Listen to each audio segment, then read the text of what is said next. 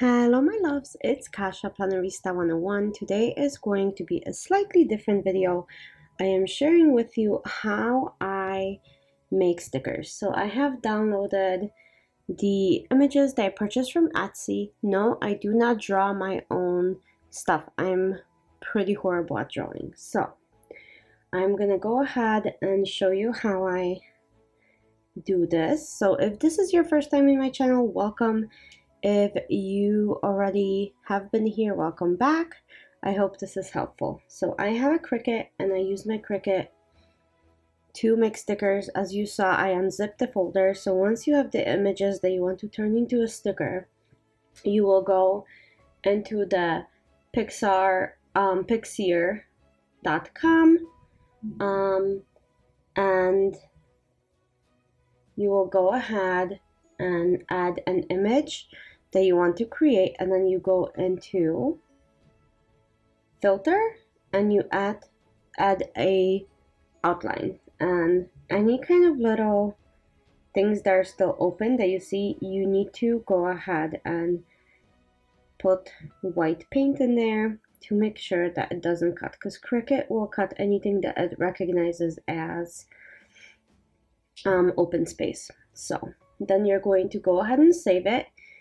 So I'm doing it as transparent. When I downloaded my images, I created a folder called outlined, so I know what to download, and then that's kind of what it is. So again, you're going to go to open images. It will open to your last folder. You will go into filter, outline. You will make the size a little bit bigger, and then I keep it the opacity at 100. That means it's as white as possible, and then I use PNG, which is the transparent. So let's do one more. Let's do another girl for St. Patty's Day. So you could do outer glow, but it is not as solid. So I do outline, and then again I increase the size a little bit to make sure I grab everything, and then I'll go ahead and fill in all the empty spaces like so.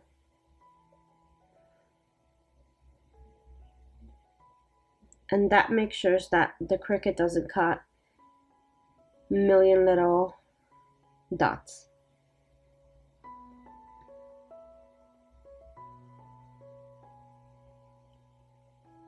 And then I'm going to save it, and saving is a PNG, which will give you a transparent background. So an ad pops up because it is a free website. And then let's do a couple more, or maybe one more, so I can show you what this looks like. Especially with this, look at these flowers, right? So you have I already did all of these for you guys, so I'll show you what they look like, but you're gonna have to be filling in a lot on flowers like this. So I already did it in a separate folder. I'll show you right now. All the images, we'll transfer them to this folder.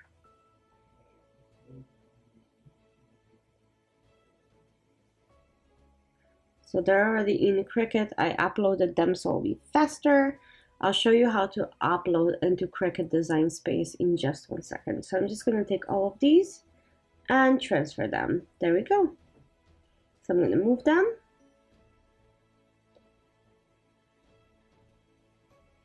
There's 3 images that we did, so I'm going to replace them, and then we're going to, so all of them are here. We're going to go to Cricut and I'll show you how to upload.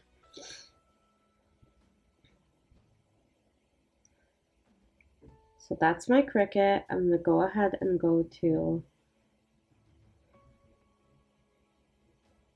my projects, which, as you can see, I have a lot of projects in here already. And I'm going to go ahead and start uploading images. So you can drag and drop, or you can just open a folder like I do and do that. So I'm going to choose complex because I want this to be cut pretty well. I'm gonna go ahead and pick the print and cut because I want this to be printed and then cut, and I'm gonna name it flower. Well, use the tag word flower. So if I type flower, this will be one of the images that shows up. Same thing, complex. Isn't this girl so beautiful? So then we're gonna do girl, flower, St. Patrick's Day.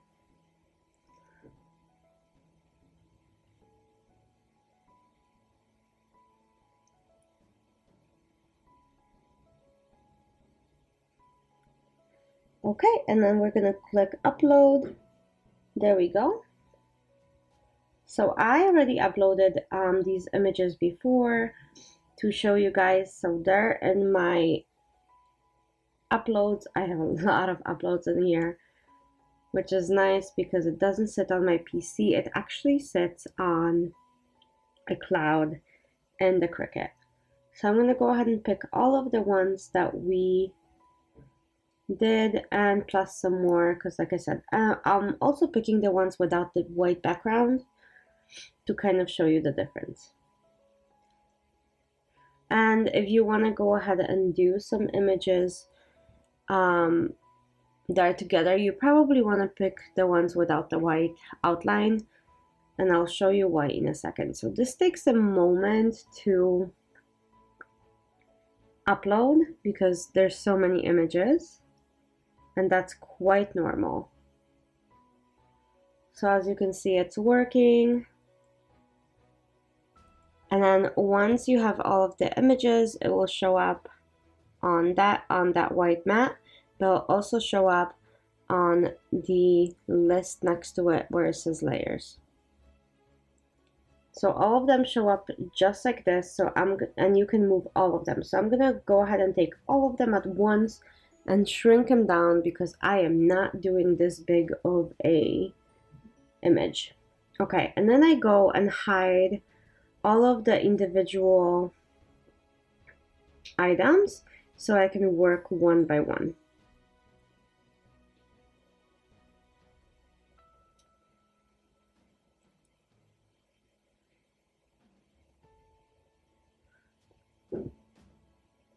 As you can see, when you press it, it starts hiding. So let's work with this first. I'm gonna move it up and I'll shrink it. I'm gonna duplicate, and then we're gonna flip, and that creates a mirror image of the item. So if you wanted to have one facing one way, the other facing the other way, that's how you would do it. Let's do one more. So leaf, this one's facing that way. We're going to duplicate it, move it, and flip. And horizontally, and if you flip it vertically, it's going to flip it upside down. So let's do a girl really quick. You will show her, you will scale to of how big you want her to be, like so. Maybe another one. Sometimes it takes a moment for them to load, so you won't be able to move them very fast. So give it a second because everything is cloud-based. So sometimes it's not as fast. I'm gonna move these out of the way so we can continue working.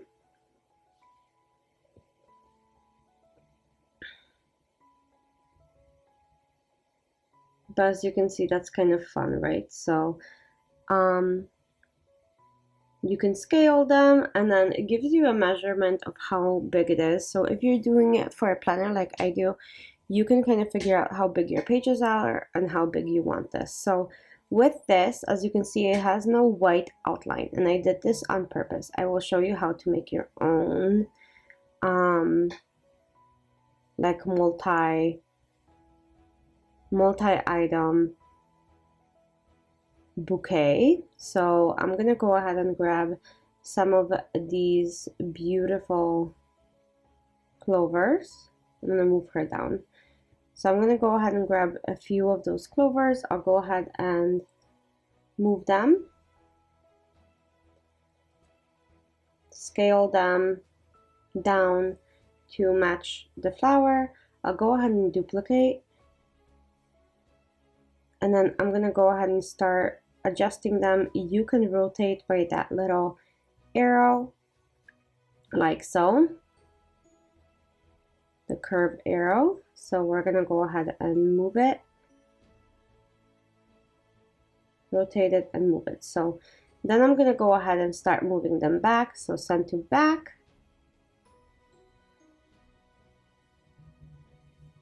To make sure that all of these green are hiding behind the flower and not the other way around. So you can also do it on this list up here. You can go ahead and have the same options. So I'm going to move the flowers forward, and then I'm going to go ahead and select the whole bundle, and I'm going to attach it together. And then I'm going to flatten them, and that will bunch them up. Do you see how it changed to flatten up there, and now it's showing that? So I already pre-made a lot of images here. So we're going to go ahead and open the pre-saved projects that I already worked on all of these images. And I'll show you how that works. So I already did all of this. I wanted a lot of clovers, obviously, because why not? It's St. Paddy's Day. I'm doing this for St. Paddy's Day. So as you can see, all those images, and in order to make them, you're gonna click Make It. It will sort by mat, meaning whether you're printing and cutting, whether you're just cutting, and what material you're using. So as you can see, I'm gonna need 3 pages, and I'm gonna have to print all of these pages. So let's go ahead and do that. I'll show you how to print. So we're going to send to printer. I have the Epson Eco Tank. I'm removing the bleed because that's not something that I want.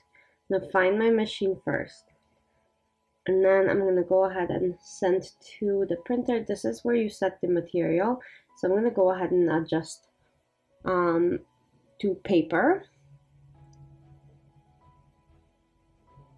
So we can edit the tools if you're switching your blades on your Cricut, but I just use the original blade, which I'm okay with.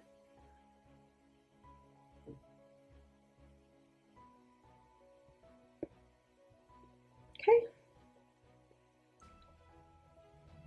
So that's kind of how my sticker making works. You will send it to printer, you will print it.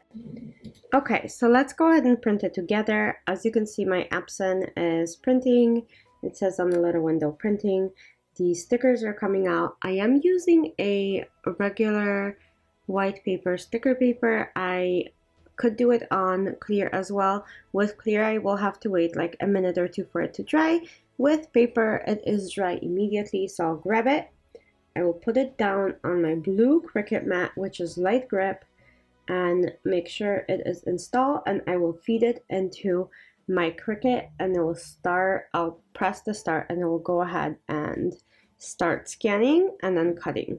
So those borders are very, very important for Cricut to know where the image starts and where the image ends. And as you can see, my PC says it is scanning. So back to this.